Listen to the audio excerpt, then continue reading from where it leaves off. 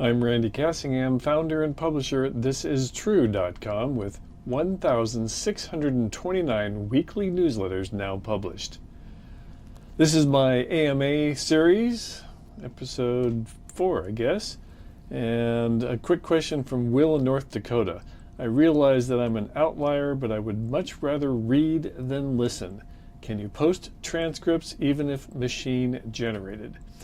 Well, the quick answer is if you're watching on YouTube, you can click the more information underneath the video, and that will open up to show you what's in the video, including a button to show the transcript, which is indeed machine generated. So you can watch there. If you're watching on my website, you can click on the video. It says watch on YouTube, and it'll take you straight to the video on YouTube, picking up where you left off.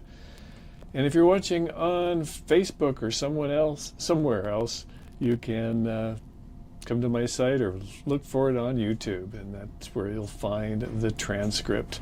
So I think that's it for that. Jim in Oklahoma. Do you ever miss the work you did at JPL and wish you could have found a way to do both? Well, in fact, I did do both for the first 2 years, and the main reason I left there was I realized I could sustain myself with This Is True.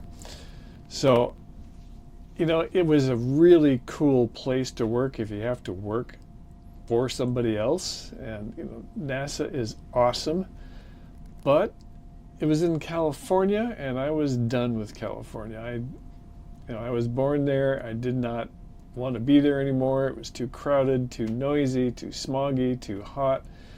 And Colorado was none of those things. It was back to what I really wanted, which was a much more rural lifestyle. I started in Boulder thinking, it's a university town. It'd be a lot like my college town in California.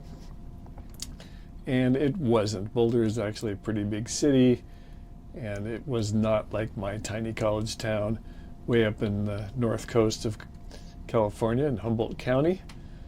So that's when Kit and I, we had gotten married by then, and we decided we would go to the more rural side of the state, the Western Slope, as they call it, and lived in Ouray County, and that was a terrific place to be. And, I dreamed about JPL for some years, and I am actually still there as a solar system ambassador. It's an actual title. It's a volunteer position. I keep my badge up here on the wall. That's the camera's on this side of the phone. So that is my actual title, Solar System Ambassador. And it was in that capacity that I was invited back to JPL a few years ago, and got pictures of me in the Mars yard, at the Deep Space Network stations in the California desert. Walked by my old building. That was pretty fun.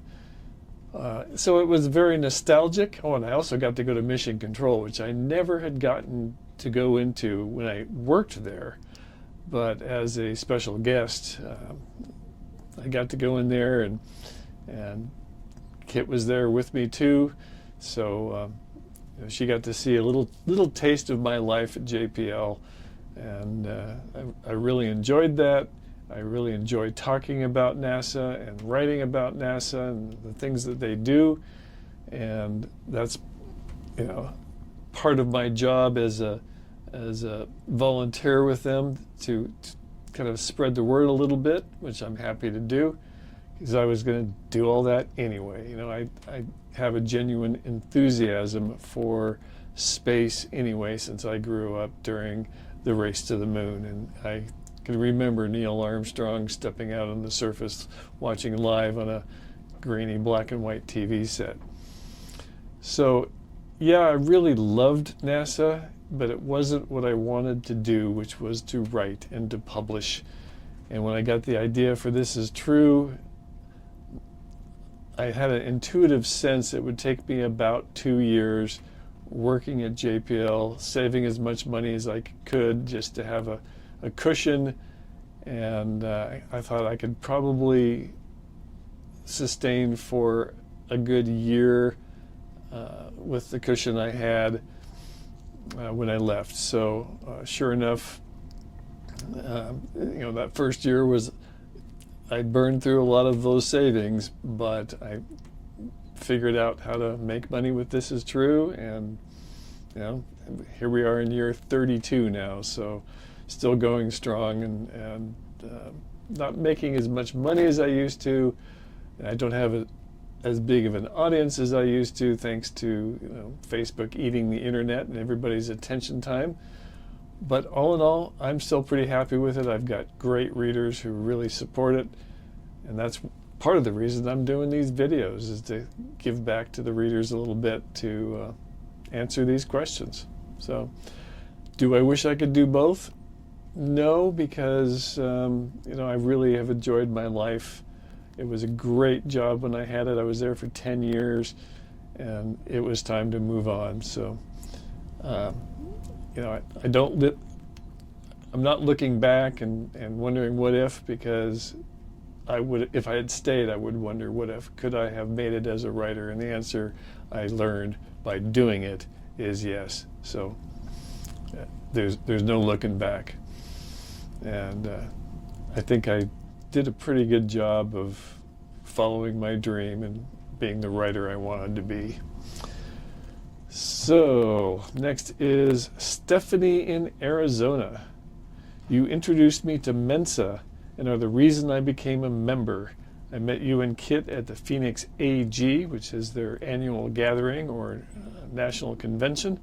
Are you planning on visiting any more AGs or international Mensa gatherings in the future, either by coincidence of the ship being near or taking a flight specifically to attend? And we pretty much decided not to do AGs anymore. The last one we did was Indianapolis. I can't even remember what year that was, but it was fairly recent. It was in the 2010s. I didn't look it up. I'll put it on the screen what year it was. And that was a pretty lengthy trip, and it's not like I enjoyed giving the talks. One of the nice things about Mensa audiences is they get every joke like that. I mean, they're a great audience because they really listen. They understand what you're saying very quickly, and I really enjoyed that. But there's really no ROI on that, no return on the investment of time and money for the travel. I do have some Mensa members that probably learned of me through those talks over the years. They were fun to give, but it wasn't like I was going to make a lot of money from Mensa or anything like that, and that's not really the point of Mensa anyway. I'm pretty sure we're not going to do any more talks at Mensa, mainly because we're pretty busy here.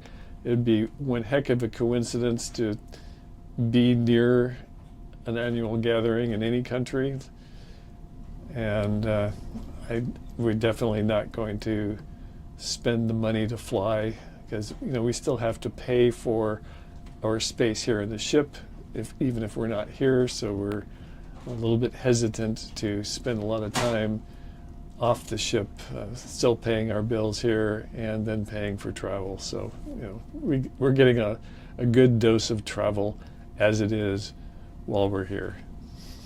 So I think that'll wrap it up. I think I'm a little bit under 10 minutes this time, so I've been running a little bit over, so a good place to stop. Thanks for watching. And the YouTube people always say click like, click subscribe. It really does help, and I appreciate it if you do one or the other or both. And on my website you can comment on the videos. YouTube comments are kind of a crazy Wild West, but the comments on the website where I post these also are well moderated, so you're welcome to comment on either place. I prefer the website. Hey, I see them on YouTube too, so I always appreciate the feedback. Asking questions, of course, is for the paying subscribers, and you know where to go to submit questions by looking at the link in the newsletter. So thanks again for watching. I'm Randy Cassingham, and I'll talk at you later.